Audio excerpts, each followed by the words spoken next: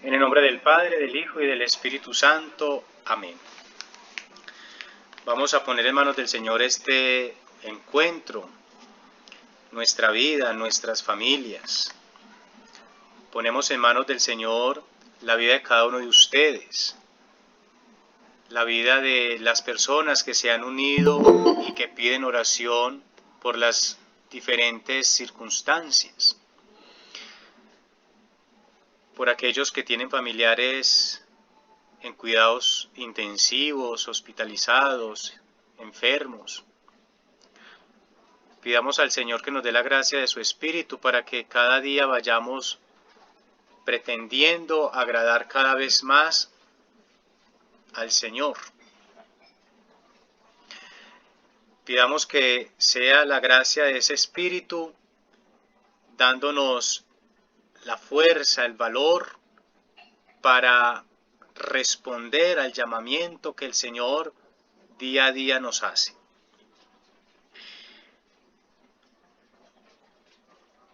En un momento de silencio, pedimos por las personas, reitero, que se unen a nuestra oración. La compañera que nos ha solicitado oración, que me ha escrito, sí mire su mensaje, pero estaba organizándolo el encuentro. Pero que sea el Señor quien nos dé la gracia de unirnos todos en comunión. Entonces, en un momento de silencio, oremos por nuestras intenciones y la de los que las solicitan.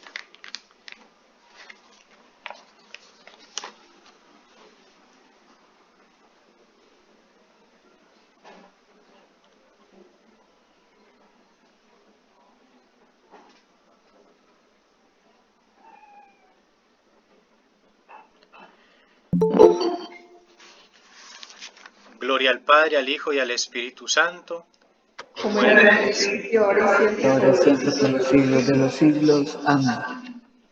Recuerden que la Iglesia ayer celebraba la fiesta del Sagrado Corazón. Hoy celebra la fiesta del Inmaculado Corazón de María. Que sean estos sagrados corazones brindándonos protección, brindándonos compañía, y que nuestra vida se vaya uniendo cada vez más a los sagrados corazones de Jesús y María. Sagrado Corazón de María, ruega por nosotros. Sagrado Corazón de Jesús, En vos confío. Dulce Corazón de María, El alma mía. Jesús manso y humilde de corazón, Hacer mi corazón semejante al vuestro. en nombre del Padre, del Hijo y del Espíritu Santo. Amén. Bueno, muy bien.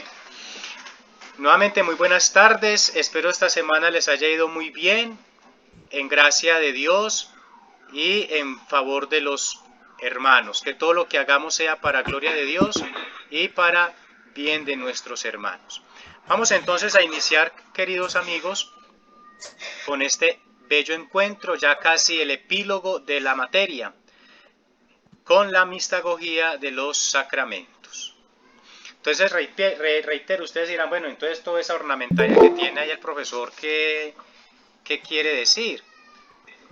Pues quise ambientarla para que miremos que la mistagogia nos va a hablar de unos signos, como hemos venido hablando durante todo el tiempo de los sacramentos, que los sacramentos vienen acompañados de unos signos que nos van enriqueciendo la liturgia y la celebración como tal. Antes de partir con lo que tenemos pues diseñado, quiero que empecemos con la lectura del Catecismo de la Iglesia Católica, numeral 1075, para que nos podamos adentrar qué es lo que se pretende con la palabra mistagogia de los sacramentos, qué es lo que se pretende con ello dentro de la celebración. Entonces, si nos colabora Ana Isabel, si tiene el catecismo, leyendo el numeral 1075, por favor. Claro que sí, profe. ¿Me escucha bien? Sí, perfecto. Okay. La catequesis litúrgica pretende introducir en el ministerio de Cristo es mistagogia, procediendo de lo visible a lo invisible, del signo a lo significado, de los sacramentos a los misterios. Esta modalidad de catequesis corresponde hacerla a los catecismos locales y regionales.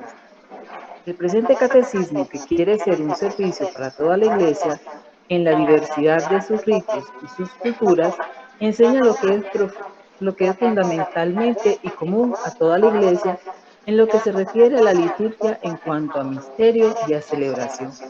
Primera sección. Y a los 7 sacramentos y los sacramentales, segunda sección. Bueno, muy bien, muchas gracias, Ana Isabel. Como acabamos entonces de leer y de escuchar, la mistagogia lo que busca en primera instancia es introducirnos a la celebración litúrgica de los sacramentos. ¿Qué quiere decir esto? Que para poder nosotros entrar en la vivencia de los sacramentos, nos debemos de incorporar a la celebración litúrgica. Y esa celebración litúrgica va a ir acompañada, como dice ahí mismo, de unos signos. Y esos signos nos van a hablar y nos van a dejar entrever lo que se esconde en el sacramento como tal. Dice, procediendo de lo visible a lo invisible. Ustedes ven aquí enfrente unos signos, ¿cierto? Y estos signos son los signos visibles. Pasar de estos signos visibles y tras de estos signos visibles hay algo invisible que solo podemos captar a la luz ¿de qué? De la fe. Este es otro ingrediente para poder vivir y celebrar de una manera más estrecha la liturgia y la mistagogia del sacramento. La fe. No se concibe celebrar el misterio de los sacramentos si no se ha concebido primero la fe. La fe, podríamos denominarlo en este momento, es la madre del misterio de la celebración. ¿Qué va a decir San Agustín? San Agustín, ya lo decíamos en la introducción de este curso, que denomina los sacramentos como los signos visibles de la gracia invisible de Dios. Miremos, estos signos nos representan algo, mas no nos dicen qué es. Pero la lectura a la luz de la fe nos responde el por qué y el para qué de cada uno de estos signos. ¿Qué me incorpora? ¿A qué me invita? ¿A qué me está llamando la Iglesia con estos signos? Signos exteriores que a veces nosotros lo vemos como algo tan natural y como algo, entre comillas, insignificante. Pero que más adelante vamos a mirar la profundidad de cada uno de ellos. En segunda instancia, el Catecismo de la Iglesia Católica, en el numeral 1075, nos dice que los sacramentos son el misterio. Vuelve y juega el término misterio. Recuerden cuando hablábamos del ilemorfismo, la materia y la forma. Y ahí es donde el sacramento se nos va a convertir en ese gran misterio. Ahí es donde ustedes y yo vemos el sentido de ello. Miren qué interesante, y es que en la Eucaristía el sacerdote va a decir, este es el misterio de nuestra fe. Y ante ese misterio, ¿qué respondemos ustedes y yo? Anunciamos tu muerte, proclamamos tu resurrección. Ven, Señor Jesús. Es un misterio también lo que nosotros profesamos y atestiguamos frente a esa afirmación que el sacerdote nos da. La mistagogia entonces de los sacramentos nos tiene que llevar a ello. Primero, a vivenciar la fe a través de los signos visibles para poder comprender la gracia invisible que estos contienen. Muy bien. Ahora, Mariana Mejía, vamos a leer la definición de mistagogia que tienen en el documento que les envié. Soy Juliana Restrepo. Bueno, dale. Mistagogia. Un segundo, profe. No lo veo. No lo encuentro. Bueno, quien lo tenga a la mano entonces, por favor. Pedro Hernández.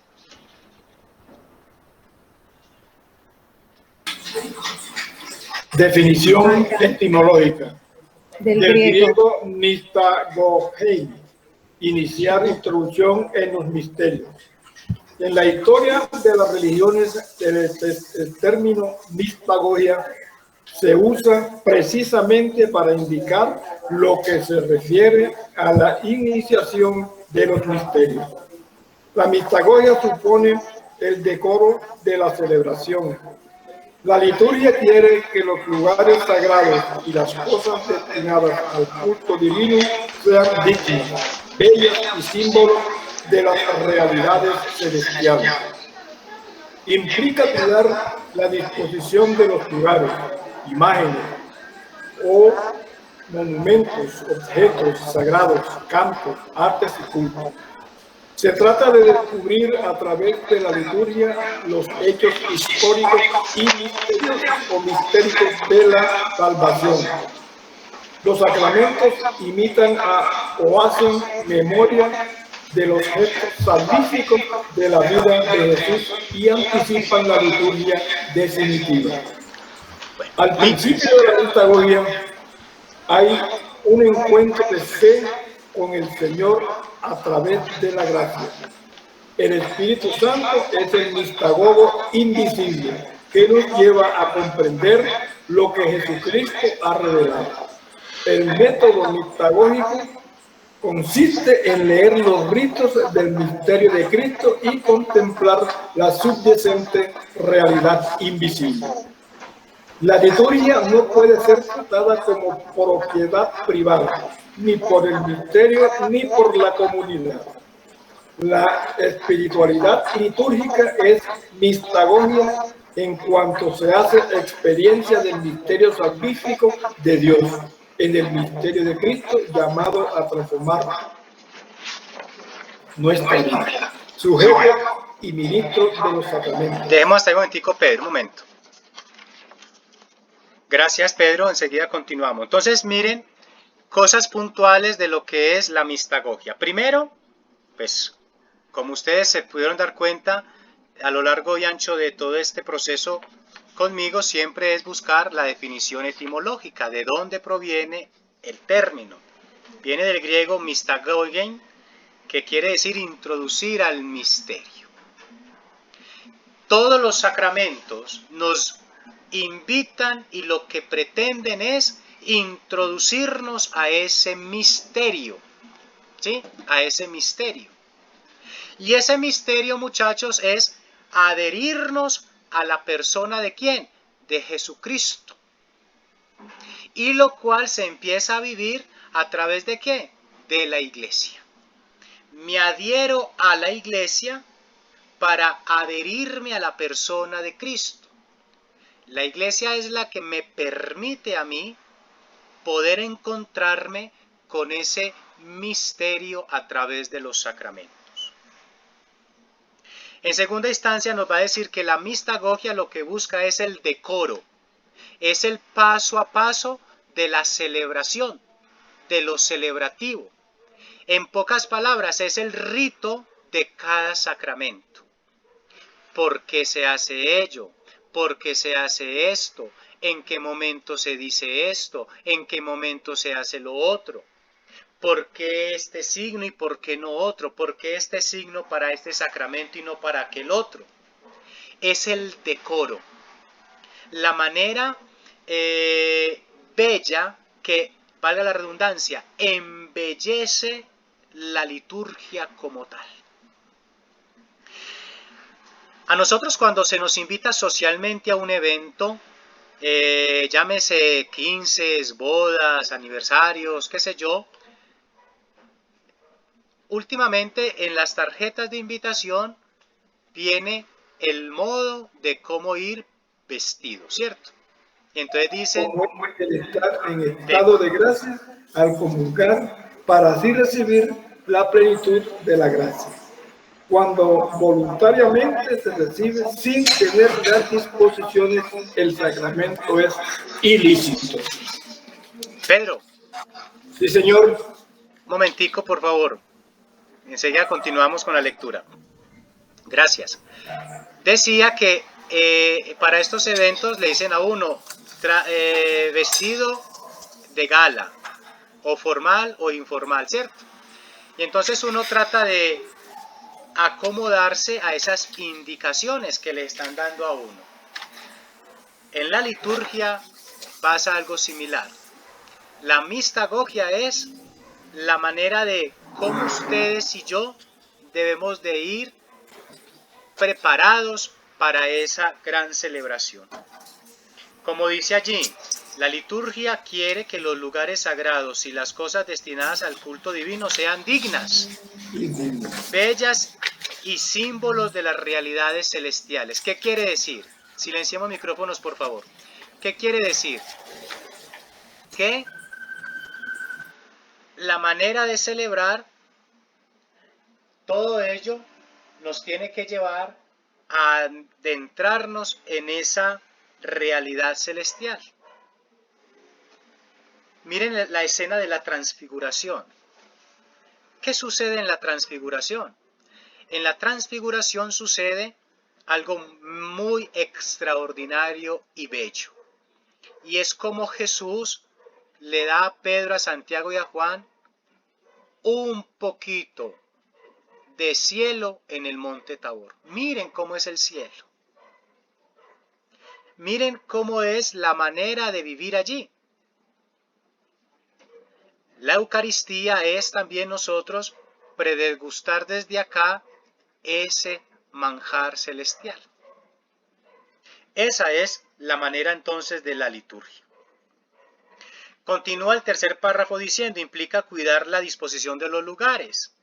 Las imágenes, la que vemos, las imágenes, los ornamentos, los objetos sagrados, el canto, el arte y el culto. Todo eso nos tiene que hablar. Cuando ustedes entren en la materia de liturgia, más profundamente se les hablará sobre los objetos y los lugares sagrados. Y sobre todo lo que tiene que ver con la ornamentaria litúrgica. Cuando habla de los cantos, ¿qué quiere decir? Que los cantos tienen que ir acorde a la liturgia. No acorde a lo que cada quien quiera vivir o quiera expresar. Como dice aquí, la liturgia no se puede celebrar al amaño o al acomodo de quien la está haciendo. La liturgia es un acto público y de la iglesia. La liturgia no es algo privado y personal. Por ejemplo, es que como estamos celebrando el matrimonio, entonces de canto de comunión, este par de anillos. No. O de canto de entrada, como es el Día del Padre, ¿cuánta falta me hace mi padre? Dice la canción por allá. O viejo, mi querido viejo. Como es por allá el Día de la Madre, entonces en el canto de entrada o en el ofertorio, madre son 5 letras. No. No está con la liturgia. No es con la liturgia. ¿Sí? Y los cantos deben ser litúrgicos y que el pueblo sepa. A veces nos encontramos en celebraciones donde el que canta es valga la redundancia, el que canta el cantante, ¿cierto? El que ameniza la liturgia, pero como que fuera como un concierto, canta para él. Y uno queda como que, ¿y esto qué? Y uno quiere balbucear o quiere entrar en esa y no se permite. La celebración nos tiene que incorporar a todos, nos tiene que llevar a ello. Se trata de descubrir a través de la liturgia los hechos históricos y mistéricos de la salvación. Ojo, la liturgia, los signos nos tienen que llevar a ese misterio de la salvación. Ahorita vamos a mirar un poco más de ellos. Muy bien. Vamos entonces a mirar estos signos que tenemos enfrente. Estos signos que tenemos enfrente. Bueno, antes de eso, vamos a terminar definiendo qué es la mistagogia.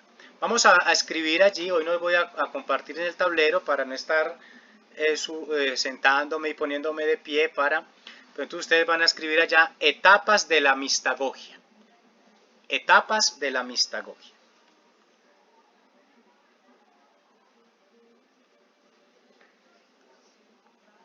Etapas de la mistagogia. La mistagogia va a tener 3 etapas, ¿sí? Que nos van a llevar a vivir más íntimamente, valga la redundancia, vivir el misterio de Jesús, el misterio salvífico. Primera etapa, momento formativo posterior a la celebración de los sacramentos de iniciación. Momento formativo posterior a la celebración de los sacramentos. ¿Qué quiere decir esto? En el catecumenado antiguo, primero se adentraba en ese misterio de los sacramentos, pero después llegaba a un proceso de formación.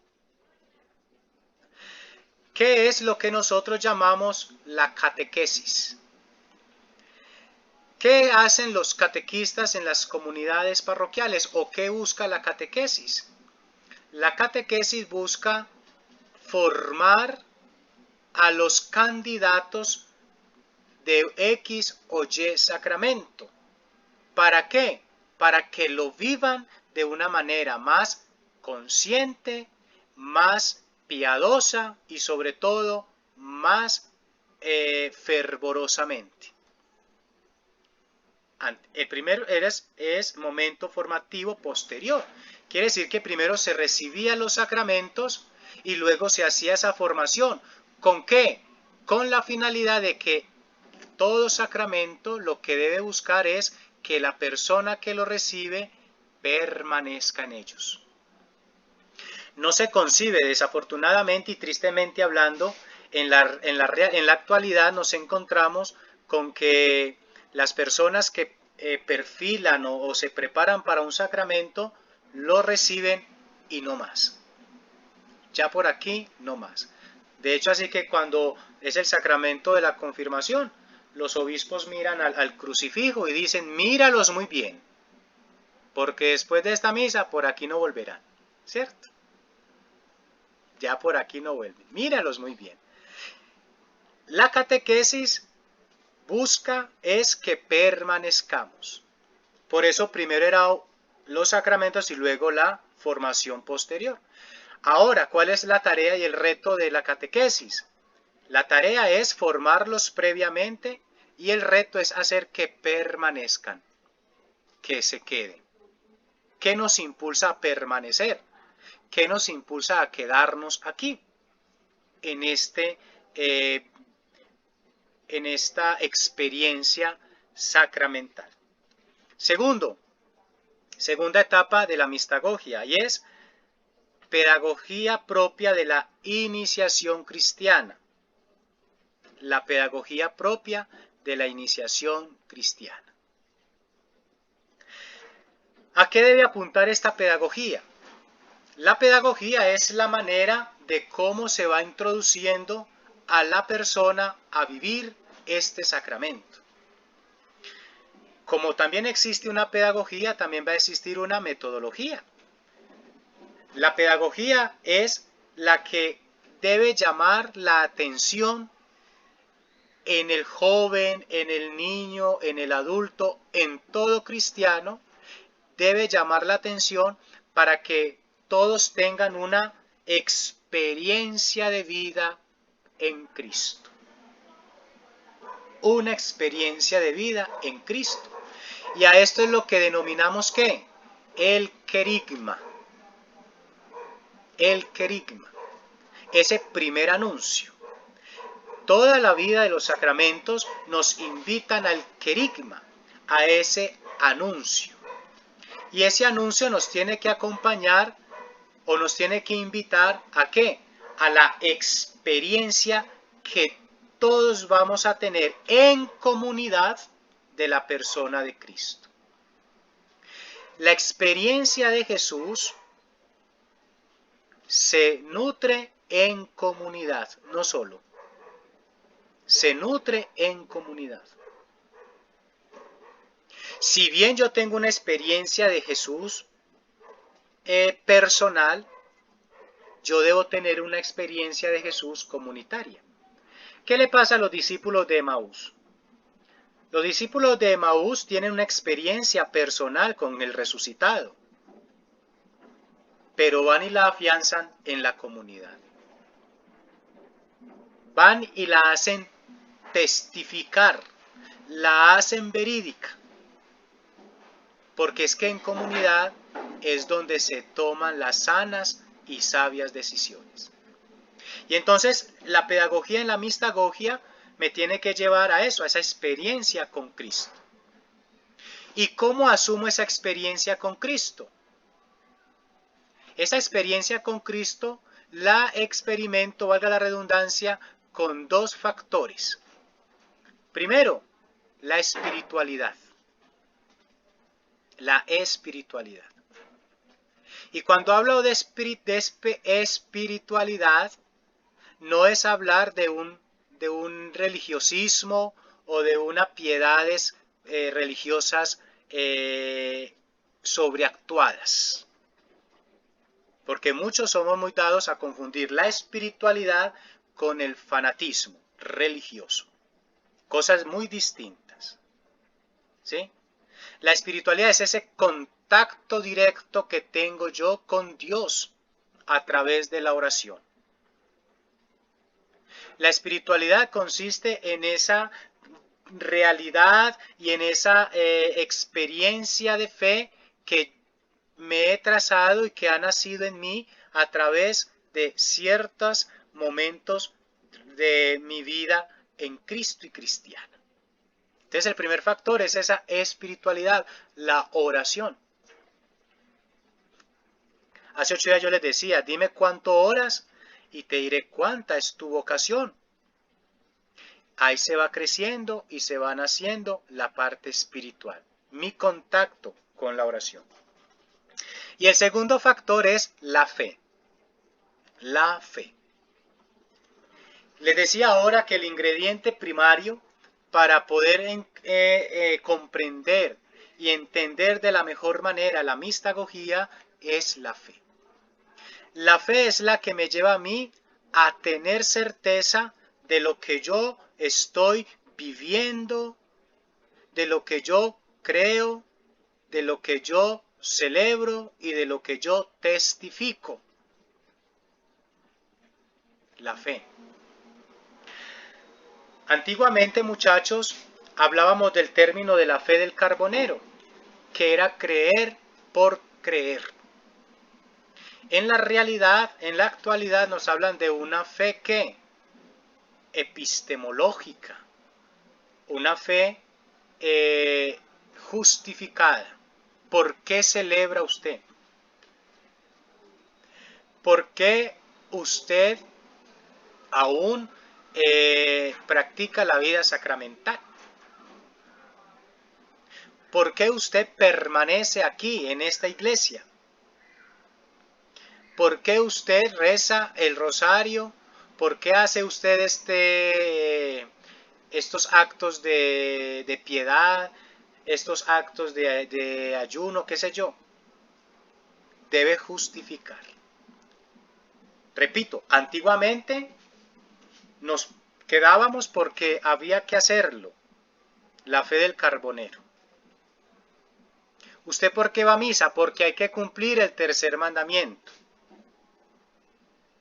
No, ahora ya usted tiene que decir por qué va, qué lo impulsa, qué la impulsa a ir a la celebración. Ah, no es que tengo que ir o si no me regañan. Tengo que ir porque es que como el tercer mandamiento dice santificar las fiestas y si no voy me tengo que confesar, entonces cometí un pecado. Más que verlo tan legalista, tan pietista, como tan a mia culpa, es ver algo ontológico, lo que hablábamos hace 8 días, la parte ontológica del ser. Y esta fe tiene que ser vista desde 3 ángulos o desde 3 estadios.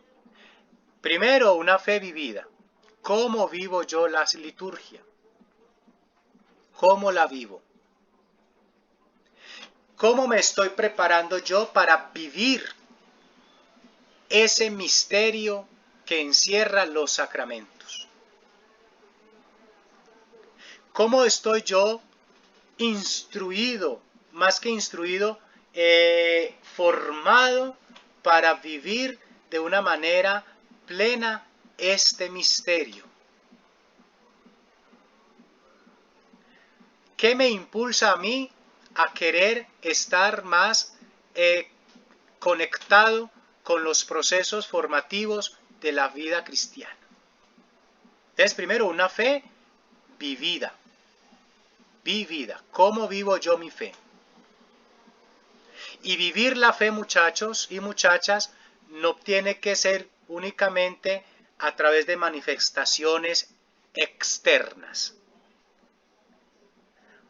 Vivir la fe no tiene que ser únicamente con, perdónenme el término que voy a utilizar, con descomposiciones corpóreas.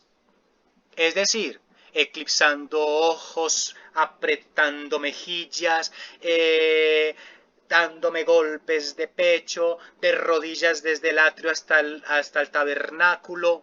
No. O que cuando voy a recibir la comunión soy levitando y ay, inclino cabeza a medio lado, inclino cabeza al otro y ay, no. Eso no es manifestación de una fe vivida. La manifestación de una fe vivida es la coherencia que yo tengo con lo que sé y cómo lo vivo. Segundo, debo tener, o la fe debe ser celebrada. Una fe celebrada. ¿Y cómo celebro la fe? La fe se celebra en la comunidad. La fe se celebra en el acontecimiento vivo y consciente de la celebración, participando de una manera activa, consciente de esa celebración. Celebro. Por eso la diferencia entre ir a misa y celebrar la Eucaristía. A mí me invitaron a X o Y evento. Yo voy por hacer un cumplido, pero voy desmotivado, sin preparar, voy con un desgán y no voy a vivir plenamente el acto. Pero cuando yo participo y celebro, me la gozo. Bailo, comparto, sonrío, vibro. No quisiera salir de allí. Y eso todo lo va disponiendo el ambiente con el que iniciamos ahora. Se debe preparar el lugar, el ambiente, los signos. Entonces la fe tiene que ser celebrada a conciencia. Vamos a la celebración y con la parsimonia del caso. Allá entre dientes respondemos para la redundancia, las respuestas que tenemos que decir.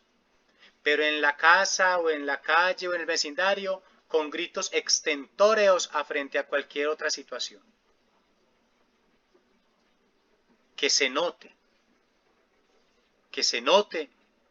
el deseo y la alegría de estar en esa celebración y en la comunidad sobre todo.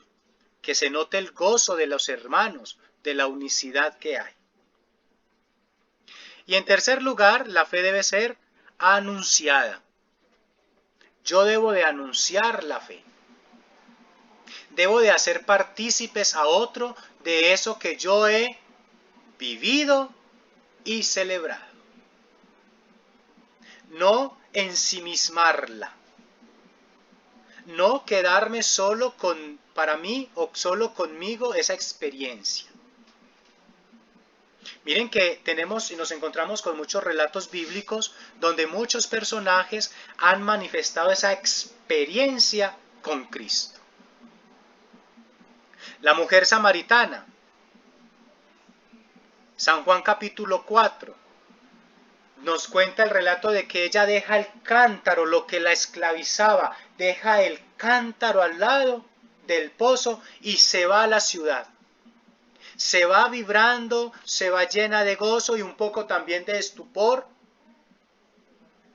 Y le dice a los demás hermanos samaritanos, vengan a ver por favor a un hombre que me ha dicho toda la verdad. Y lo más bello, la cereza en el pastel es de que los judíos le dicen a ella, mujer, ya no creemos por el testimonio que nos has dicho. Creemos porque lo estamos viendo y lo hemos constatado. Pero fue necesario que ella, ¿qué? Los indujera, los invitara, los atrayera para encontrarse con Cristo. Esa es mi fe anunciada. ¿Cómo estoy anunciando yo a Cristo? ¿Cómo me he yo formado y preparado para anunciar a ese Cristo? Más que un Cristo histórico, más que un Cristo académico, un Cristo vivencial, experiencial. ¿Cómo termina el sacerdote la Eucaristía? Después de que nos imparte la bendición, ¿cómo termina diciendo? Ir y anunciar lo aquí aprendido. Podéis ir en paz, dice la liturgia. Ya. Podéis ir en paz. Y ese podéis ir en paz es eso. No dice pues como tú esa retaíla que nos acaba de compartir la compañera, que puede que su párroco lo diga, está bien, pues yo no estoy hablando generalizado. Sí, es eso. Pero esa es la vía. Eso es la finalidad. Vayan y hagan vida a esto. Pero la liturgia dice, podéis ir en paz, no más. La liturgia no le puede poner ni se le puede quitar. Lo que dice la liturgia, podéis ir en paz. Y eso traduce. ¿Qué responde uno? Demos gracias a Dios. Y ese dar gracias a Dios es decir, te doy gracias Señor porque voy a ser un enviado tuyo para anunciar a mis hermanos, a los que están en mi casa, el lunes en los que están en mi trabajo, a mis estudiantes y a muchos son docentes, a mis compañeros de trabajo, la experiencia vivida contigo este fin de semana. Esa es la fe que debemos tener, vivida, celebrada y anunciada. Y tercera etapa de la mistagogia es el diálogo de la liturgia. Diálogo de la liturgia. ¿Sí? La tercera etapa. Diálogo de la liturgia. ¿Qué quiere decir ese diálogo de la liturgia? Es lo que ya llamamos la teología. Ahora sí, la mistagogia. Entramos en un proceso de formación. Entramos en un seguimiento, en un acompañamiento que es la pedagogía. Y luego ya entrar a la celebración como tal. Esto es todo lo que nos va diseñando la mistagogia de los sacramentos. Ahora vamos a poner como otro subtítulo el itinerario de la mistagogia. Itinerario de la mistagogia.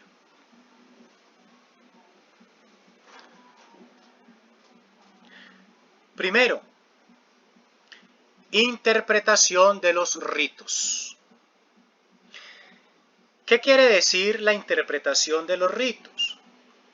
La interpretación de los ritos quiere decir de que, como ya decíamos ahora, de una fe vivida, yo debo saber interpretar qué quiere decir este rito dentro del sacramento. Profe, perdón, ¿me repite nuevamente el título? Itinerario de la mistagogía. Gracias. Esa interpretación de los ritos, entonces, ¿por qué este rito? Esa interpretación de los ritos es saberlos, valga la redundancia, interpretar.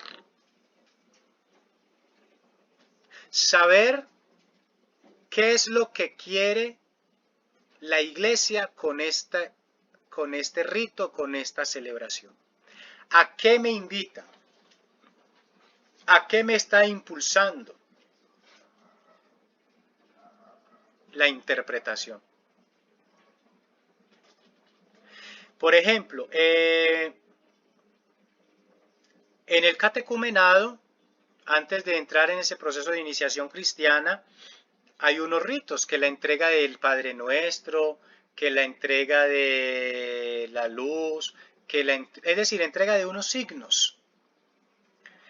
Es saber entender por qué es necesario ello. ¿Qué quiere significar la entrega del Padre Nuestro? ¿Qué significa la entrega de la cruz? ¿Qué significa la entrega de la luz? Todo esto nos debe saber llevar la mistagogia, interpretarlo. Pero interpretarlo a la luz de la vida cristiana, a la luz del Evangelio.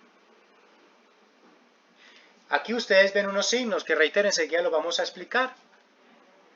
Y ustedes ven estereotipamente, con la parte exterior, algo visible, algo muy simple.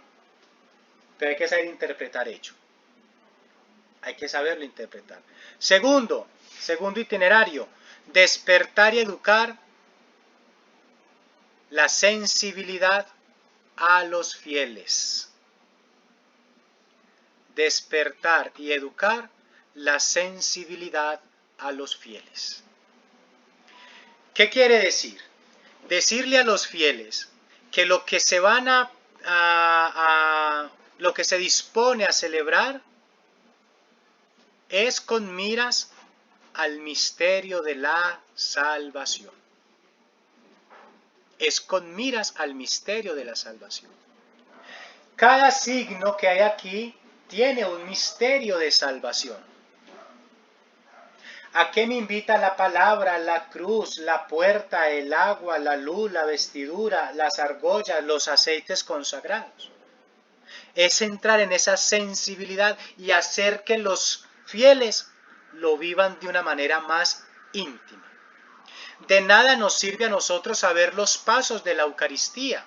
De nada nos sirve a nosotros saber los nombres de los signos, si no lo llevamos a la sensibilidad salvífica. Nos quedamos en lo meramente académico. Nos quedamos en la sola adquisición de saberes.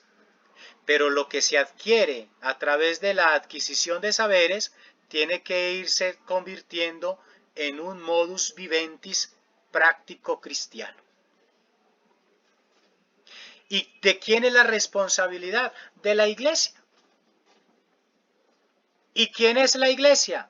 Los bautizados. Y de una manera más concreta, de ustedes que están en la tarea de la evangelización. Hacer una catequesis bien hecha. Muchachos, para los que son catequistas, ser catequista no es una tarea fácil. Y entonces, ser catequista no es únicamente yo saber estructurar una catequesis y planearla. La catequesis a veces o las realidades dentro de la catequesis a veces nos van desacomodando. Nosotros llevamos una catequesis bien planeada porque hay que hacerlo. pero a veces una pregunta, un hecho dentro del mismo encuentro nos desdibujan lo que preparamos. Hay que llevar a la sensibilidad. Por ejemplo, cuando yo hago cursillos prebautismales, lo primero que pregunto es ¿por qué quieren ustedes bautizar al niño en la Iglesia Católica? ¿Por qué? Y entonces ya con el sinnúmero de respuestas que mucha gente da y que nos hacen esperar, pues para que reciba la bendición de Dios, para que tenga la misma fe que yo, en la que yo crecí, para que sea católico, qué sé yo. Hay que entrar en ese sentido de la sensibilidad. El ser bautizado implica más que ello. Ser catequista no es fácil, nos tiene que llevar a esto. ¿Un catequista de solo conocimiento? No. Debe ser un catequista también lleno de experiencia, la sensibilidad. Por eso, los lineamientos de la catequesis que el departamento de catequesis de nuestra arquidiócesis nos da son 3. Que una catequesis debe ser con un tinte querigmático, con un tinte doctrinal y con un tinte comunitario. El querigmático, la primera parte es la experiencia mía de cristiano, de Jesús. Porque es que no se concibe a alguien que hable de fe si no tiene fe. No se concibe que alguien adoctrine si no ha sido adoctrinado. ¿Qué le pasa a Pablo? Pablo tenía muchos conocimientos cristianos, era un erudito en la materia, pero le faltaba la experiencia más importante, que era el encuentro con Cristo. Y esa tareita ustedes la hicieron por allá cuando leyeron Hechos capítulo 9. Y tercera es enseñar el significado de los ritos. Tercer itinerario, enseñar el significado de los ritos, que es lo que yo voy a hacer en este momento. ¿Claro hasta acá? Bueno, muy bien. Perdón, profe, me repite lo de la catequesis, los 3 pilares, que son el querigma. Querigma, doctrina y comunidad. Gracias. Bien. Y el tercer itinerario es enseñar el rito, ¿qué decíamos? Enseñar el significado de los ritos, ¿cierto? El significado de los ritos. Bueno, muy bien. Todos estos signos, aún faltando de pronto algunos, pero vamos a reemplazarlos por otros, son los que nos hablan de los sacramentos, sobre todo el de los sacramentos de iniciación cristiana. Tenemos entonces estos signos que nos van a enriquecer, ¿cierto? Bueno, ¿qué signos ven ustedes ahí? A ver. La luz. La luz. La cruz. La cruz. La Biblia. La Sagrada Escritura. Los anillos. Las argollas. El Santo Crisma. Los óleos sagrados. El agua. El agua bendita. ¿Cuál más? Es hay como, flores. hay como No un hay retablo. flores. Eso es como un retablo. Este. Este. Ajá. Bueno, eso veámoslo como una puerta. En una puerta. ¿Cierto? Parece un confesionario, ¿Se ve como qué? como un confesionario la... Ah, no, pero yo lo voy a utilizar como puerta, ¿cierto? Muy bien. Guillermo, no ten- tenés flores ahí, no hay flores. El No, aquí, mandato, aquí no hay flores, no, esto no son flores. listo. Tenemos aquí, aunque no lo logran ver, el solideo, ¿cierto? Solideo y la vestidura blanca, ¿sí? La vestidura blanca, la tenemos ahí. Perdón. La mesa no sería parte. Bueno, muy bien, la mesa pues un signo para sostener los demás. Ok, pero podemos verlo como un signo del altar, pero bien. Vamos a explicar entonces cada uno de ellos. Primero, en el bautismo vamos a utilizar la gran mayoría, ¿sí? En el bautismo. Entonces, signos del bautismo. Primer signo, la puerta, ¿sí? La puerta. El sacramento del bautismo es el sacramento que nos da la entrada a la vida cristiana, ¿cierto? A la vida cristiana. Y entonces el primer signo es la puerta. Si bien, ojo, si bien en la actualidad pocas veces vemos este signo, es un signo que está en la liturgia. Antiguamente, y repito, debería hacerse, pero si no se hace no pasa nada, ¿cierto? Pero antiguamente, ¿qué hacía el sacerdote en el sacramento del bautismo? En el atrio iba a recibir los neófitos para el sacramento, en la puerta. Y allá hacía los ritos iniciales. Era con la puerta cerrada y cuando hacía los ritos iniciales como ¿qué nombre le ponen a este niño? ¿Qué piden a la iglesia de Dios para este niño? Preguntas que le hace el sacerdote a los padres y padrinos. Y después de que le dicen el bautismo, el sacerdote les dice, se comprometen por tanto educarlos en la fe de la iglesia católica. Y frente a eso ya cuando dicen que sí, les hace el signo de la cruz. El sacerdote les dice, ahora niño, por decir algo, Guillermo, la iglesia te recibe y yo en nombre de Cristo te signo con la señal de la cruz. Y entonces el sacerdote le hace la señal de la cruz, por eso la cruz, otro signo, le hace la señal de la cruz en la frente al niño. Seguidamente se lo hace padre, madre, padrino y madrina. Terminados estos ritos, ya el mismo sacerdote abre las puertas del templo, o en su defecto toca, y alguien le abre, y ya ingresan los niños y los padrinos a la pila bautismal o al otro lugar. ¿Qué pasa? La puerta se nos ha abierto para entrar a empezar a formar parte de la familia de Dios que se llama la Iglesia. Iglesia. Muy bien. Qué interesante y es que cuando ustedes y yo fallezcamos, ¿qué va a hacer el sacerdote en nuestras exequias? Nos saca hasta la puerta. Va por nosotros a la puerta. Y miren lo que va a decir. Como es el ejemplo soy yo, una vez nuestro hermano Guillermo fue recibido en las puertas de la iglesia.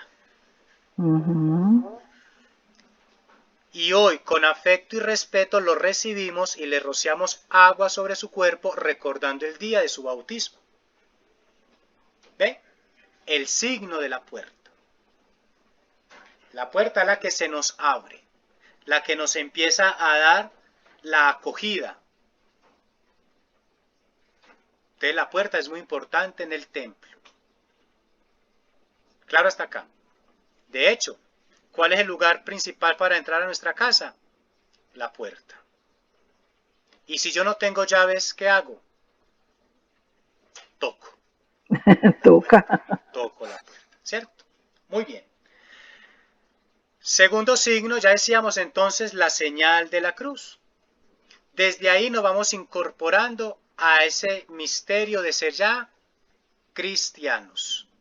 Por eso todos nosotros, como cristianos católicos, nos signamos con la señal de la cruz, en reconocimiento o en memoria de que le pertenecemos a Cristo, de que mi vida es cristológica y sobre todo trinitaria, porque pertenecemos al Padre, al Hijo y al Espíritu Santo.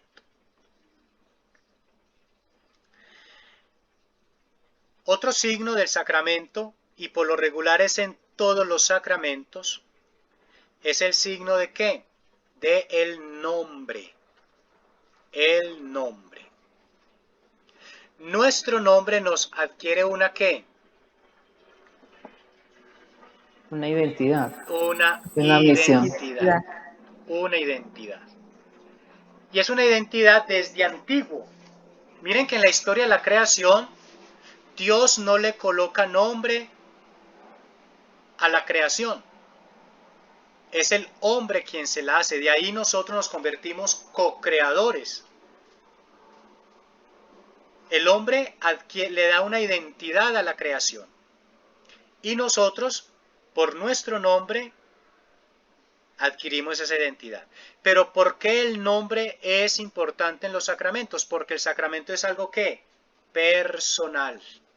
Y me adquiere una identidad personal con Cristo. Si bien es celebrado en comunidad, es un sacramento personal. En el bautismo, ¿qué nombre le ponen a este niño? Y después en la pila bautismal le dicen, Guillermo, yo te bautizo en el nombre del Padre, del Hijo y del Espíritu Santo. En la confirmación, todos llevamos una escarapela con nuestro nombre en el pecho. En el matrimonio, Guillermo acepta por esposo, fulanita acepta por esposo. En las exequias, nuestro hermano Guillermo, ay bendito sea mi Dios, etcétera, etcétera, ¿cierto? ¿Sí? En la confesión, tal vez es el único sacramento donde no nos dicen el nombre, a excepción si el que me conoce es mi confesor, ¿cierto? Y me dice, de Guillermo, yo te absuelvo, ¿cierto? Pero en lo regular todos los sacramentos adquieren el nombre. ¿Por qué? Porque es una identidad cristiana y personal con Cristo. Otro signo infaltable en todos los sacramentos es la palabra. La palabra. No puede faltar la palabra en la liturgia. Bien sea el sacramento dentro de la celebración eucarística o fuera de ella. Pero siempre la palabra. ¿Por qué? Porque la palabra es el testimonio mismo de Jesús. La palabra nos interpela, nos invita a adentrarnos en ese contacto directo con la persona de Dios y de Cristo a través del Evangelio. Nos va impulsando la palabra. Otro signo dentro del sacramento del bautismo, estamos hablando del bautismo y este también se pide en el sacramento de la confirmación. Bueno, estoy generalizando. Decíamos que el signo de la cruz en todos los sacramentos, el signo de la palabra en todos los sacramentos, la puerta en todos los sacramentos, porque siempre tenemos que pasar por la puerta del templo, ¿cierto? Entonces ahorita viene la invocación del Espíritu Santo, otro signo.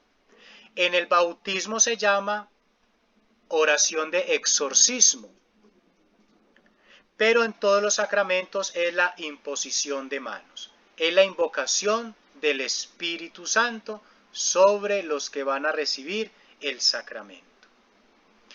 En el bautismo se hace con la finalidad de que sea el Espíritu de Dios quien descienda sobre estos niños para que los proteja del mal, para que los proteja del peligro, para que los proteja del pecado.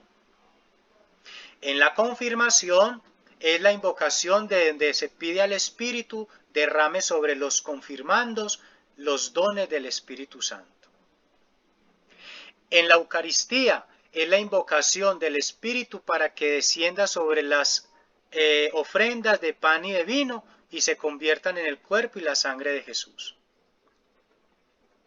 En el matrimonio es para que el Espíritu descienda sobre esta pareja y los selle como un amor indisoluble hasta que la muerte los separe. En el orden es la imposición que hace el obispo sobre el sacerdote para que la gracia del Espíritu descienda sobre ellos y los consagre como sacerdotes para la eternidad. Miren qué interesante entonces la imposición de manos, ¿cierto? La imposición de manos, que es la invocación del Espíritu sobre. Es ahí donde se va a empezar a hacer eficaz la gracia invisible del sacramento. La gracia invisible es la que trae consigo la fuerza del Espíritu Santo. Otro signo otro signo que este sí es únicamente del bautismo y es el agua. El agua bautismal. El agua que es la que va a iniciar o hacer un trueque, por así decirlo, en la vida del quien lo recibe. Empieza la Pascua del neófito, del niño, en el bautismo. Recuerden que la palabra Pascua significa paso. Paso de la esclavitud a la libertad. Paso de la muerte a la vida. Paso del pecado a la gracia. En el bautismo, paso de ser criatura a ser hijo de Dios. Profe, y también no al final cuando se muere uno. Pero no, esta agua no es bautismal, es una agua bendita, pero es para un sacramental. ¿Sí? Para un sacramental. Recuerden cuando yo les hacía la diferencia entre sacramento y sacramentales.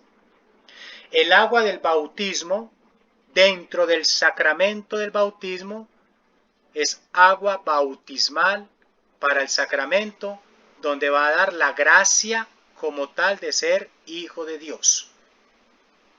Y esta agua que es asperjada en las misas dominicales o en las exequias, ya es un agua sacramental. Es decir, yo le coloco la gracia, por así decirlo, que yo le tengo, la fe que yo le tengo. Miren que en la misa, cuando el sacerdote está asperjando con el agua bendita, no todo el mundo se signa la señal de la cruz. Porque muchos tal vez o no creen o no tienen como mucha formación sobre el sentido de ello. Pero en el bautismo es un agua estrictamente especial. ¿Sí? Su agua que usted conserva en la casa, que la bendijo el domingo del Padre, no es la misma que hay en la pila bautismal. ¿Claro hasta acá? Muy bien. Otro signo es el óleo santo, los santos óleos, ¿cierto? Aquí lo tenemos, ahí lo pueden ver en pantalla, óleo santo o el óleo de los catecúmenos, que este solamente se usa en el sacramento del bautismo y que se impone en el pecho del niño. Ahorita hablábamos de que hay que enseñar el significado de los ritos, el tercer punto del itinerario de la mistagogia. Mucha gente desconoce el valor de las unciones, pero dentro del sacramento, ojo, no como la vez anterior que expliqué sobre la diferencia entre una unción fuera del sacramento. ¿Qué implica o qué significado tiene imponernos el aceite del óleo santo en el pecho? Significa la protección de Dios sobre el pecado. Miren que si ustedes han visto películas de gladiadores, de guerreros, ven que mucha gente se baña de aceite el cuerpo, la armadura, para evitar ser atrapado por su contrario, por su adversario. Ese signo en el pecho representa ello. Si bien vamos a estar tentados a lo largo y ancho de nuestra vida por el pecado, la gracia que hay del bautismo a través de esta unción nos protege. Nos protege. Otro signo y es el santo crisma, que aquí lo tenemos enfrente, lo pueden ver en pantalla, ¿cierto? El santo crisma, ¿sí? El santo crisma. Y este santo crisma es el que se unge en la cabeza. Y este es el que nos hace sacerdotes, profetas y reyes. Repito, dentro de la celebración muchos lo podemos ver como algo, y de hecho es un ritualismo, es un rito, pero desconocemos el sentido de. ¿Por qué me hago sacerdote? ¿Por qué me hago rey? ¿Por qué me hago profeta? Antiguamente, ¿a quién ungían en la cabeza? A los reyes y a los sacerdotes. Nosotros, Por el bautismo, al ser ungidos, nos hacemos sacerdotes, profetas y reyes. En el bautismo. Ese santo crisma se va a utilizar en la confirmación y es el que se impone en la frente y es el signo de que me hago testigo fehaciente de Cristo. Por eso se dice que la confirmación es la prolongación del sacramento del bautismo. Y ese mismo aceite, el mismo crisma, se va a utilizar en el sacramento del orden sacerdotal, donde el obispo en las manos unge al sacerdote, al neopresbítero, quien después va, con su imposición de manos, a consagrar y a bendecir la mesa y los sacramentos. Y luego nos encontramos con otro aceite que se llama el óleo de los enfermos. Aquí lo tienen, ¿cierto? Óleo de los enfermos. Y este, pues como su nombre lo indica, solamente va a ser para la unción de los enfermos en estado de enfermedad, no únicamente en estado de gravedad, como lo veíamos hace 2-3 clases anteriores. Los aceites significan que van a suavizar. En la unción de los enfermos suavizan el dolor, suavizan al enfermo, los acompañan. En el bautismo, el óleo nos protege del mal. El crisma nos hace sacerdotes, profetas y reyes.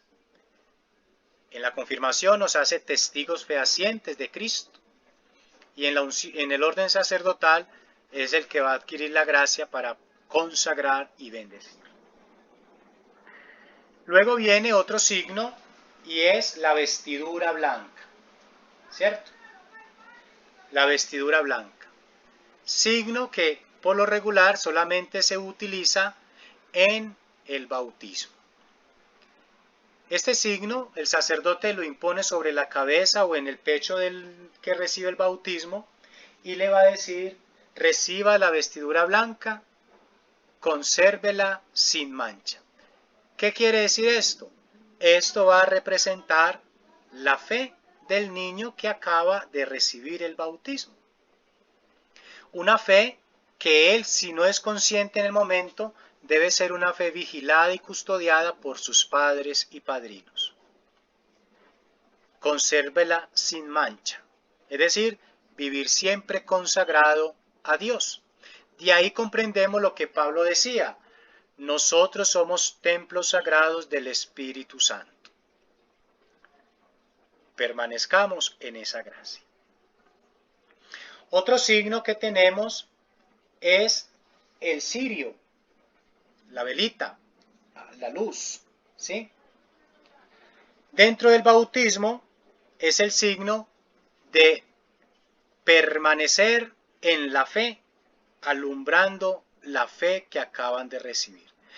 En el bautismo se le dice a los padres y padrinos, el sacerdote le dice: padres y padrinos, reciban la luz de Cristo. No la dejen apagar. No quiere decir que se queden pues toda la vida ahí con eso encendido y fue madre, eso me está regando la espermita y ¿qué hago? Apaguen. No es el padre que no la dejen apagar, no es eso, ¿cierto? Sino que es decir, sigan custodiando, sigan velando por el cuidado. Vemos muchos jóvenes que después de ya no quieren volver al templo, ya no quieren volver a las celebraciones, ya no practican los sacramentos, ¿cierto? Lo que decíamos ahora, la mistagogia lo que busca es que se permanezca en la vida celebrativa, se permanezca. ¿Cuántos padres y padrinos somos responsables de ello?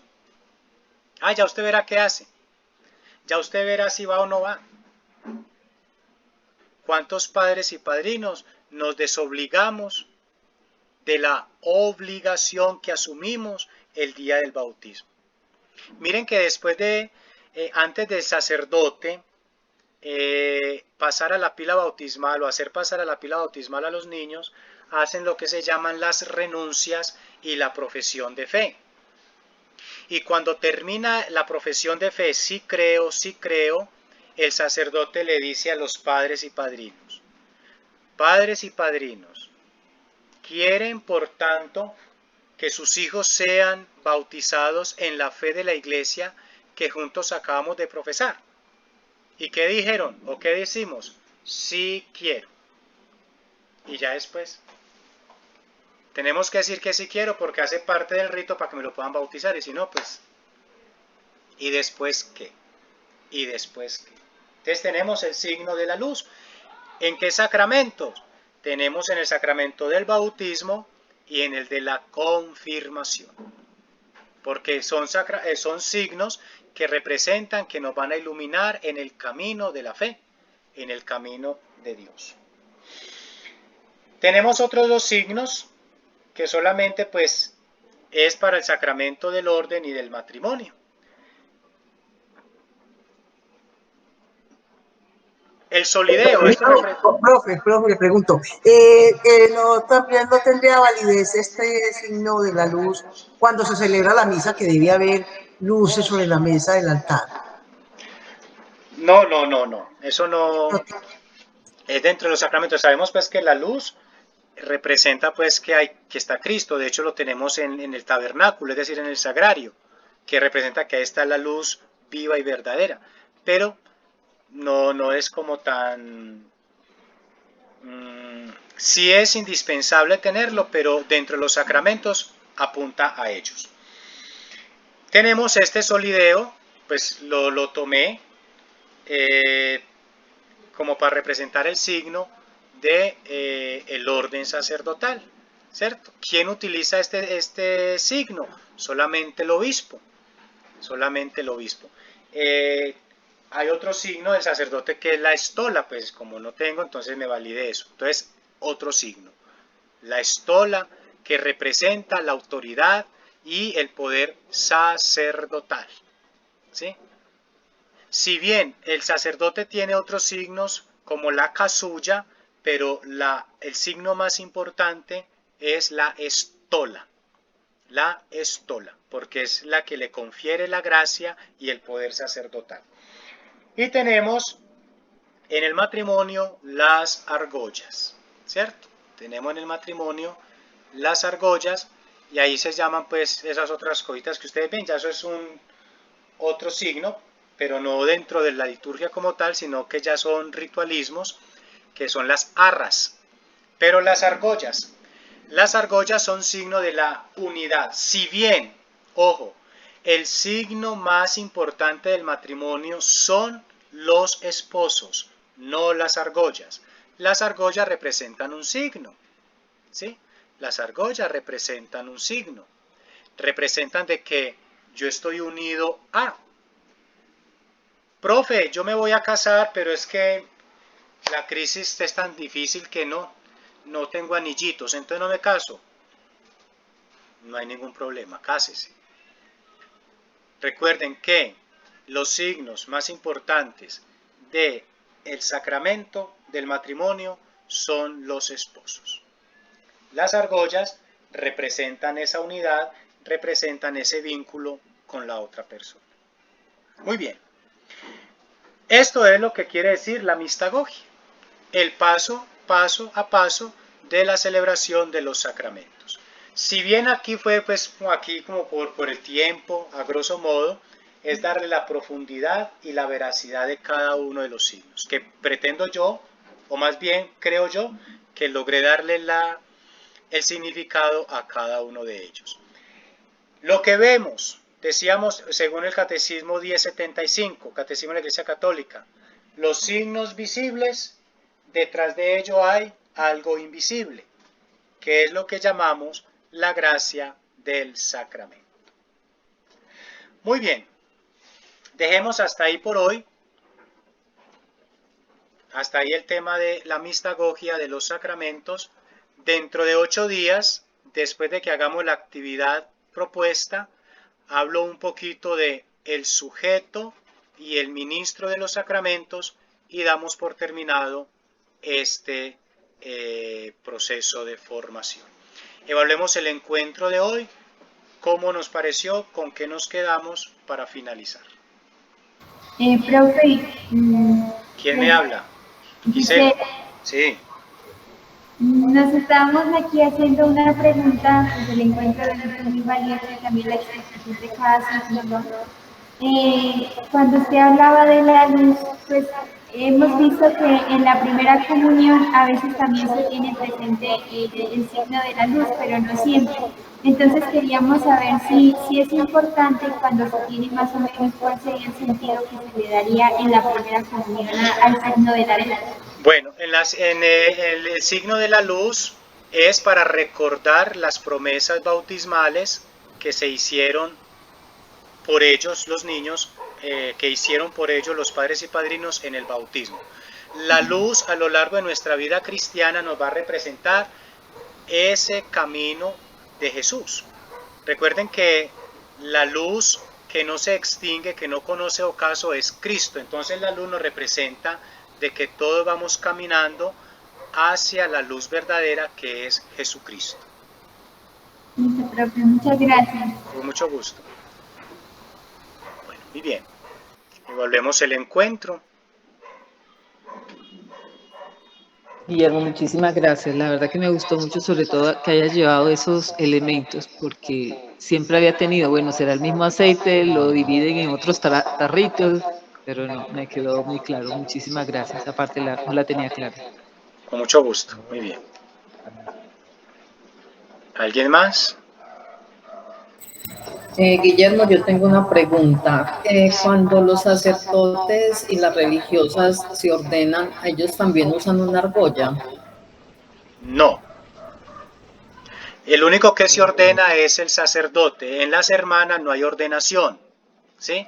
En las hermanas hay es una consagración. Ellas voluntaria y libremente consagran su vida al servicio de Dios a través de una comunidad, y en ella se llama una consagración, y que al final, lo que pronto pues vamos a denominar aquí entre comillas ordenación, pero no es ordenación, es los votos perpetuos, que ya se consagran de una vez y para siempre. Pero no es necesario la argolla, ¿cierto? No es necesario la argolla dentro de ellos. Para eso está de pronto el distintivo. Por ejemplo, en el sacerdote está el clergyman, en las religiosas está sus hábitos, pero hay comunidades religiosas, sobre todo las femeninas, que sí utilizan una argolla como haciendo alusión a ese compromiso, pero no es algo que esté dentro de. El único que sí debe utilizar un anillo dentro del orden es el obispo, ¿sí? El único. El obispo sí es el único que debe utilizar un anillo, porque es unidad con la iglesia. Recuerden lo que hablamos hace 8 días, que el primer grado del ministerio del orden es el obispo. Entonces el obispo, al tener esa argolla, representa que él sí está netamente unido y ligado a la iglesia, a Cristo. ¿Listo? Bueno, muchas gracias. Con mucho gusto. ¿Alguien más? Profe, Clara. gracias. También pues lo que decía la compañera sobre el aceite, yo pensaba que eran los mismos. Y con relación al agua, que no sabía pues que había un agua bautismal específica para este rito, para el rito pues del bautismo y para lo demás, era otra diferente. Muchas gracias, profe. Bueno, sí, el agua es la misma, sale de la misma canilla y todo, ¿cierto? Pero en el bautismo hay una bendición especial. Miren que se hace todo un rito en el bautismo, y mientras que para la aspersión es solamente bendición normal, así como bendicen el agua que ustedes piadosamente hacen bendecir. Y tienen su, ¿cómo me explico? Tienen su objetivo para cada cosa. ¿Listo? Su objetivo específico. Bueno, Emilsen iba a decir algo. No, profe, que muchas gracias porque la explicación fue extensa en cuestión de cada signo y cada símbolo, porque es muy necesario para nosotros como catequistas para poderles explicar a los catequizandos todo eso, para que ellos más se vayan como enamorando más de las cosas de la Iglesia Católica. Claro. Bueno, entonces de aquí comprendemos de que lo que la Iglesia tiene no es adornos ni arandelas. Todo lo tiene por algo. Y todo esto nos tiene que llevar ¿a qué? A descubrir el misterio de la salvación. Feliz fin de semana y que tengan buena tarde. Gracias, lo mismo, profe, que esté muy bien. Gracias, profe.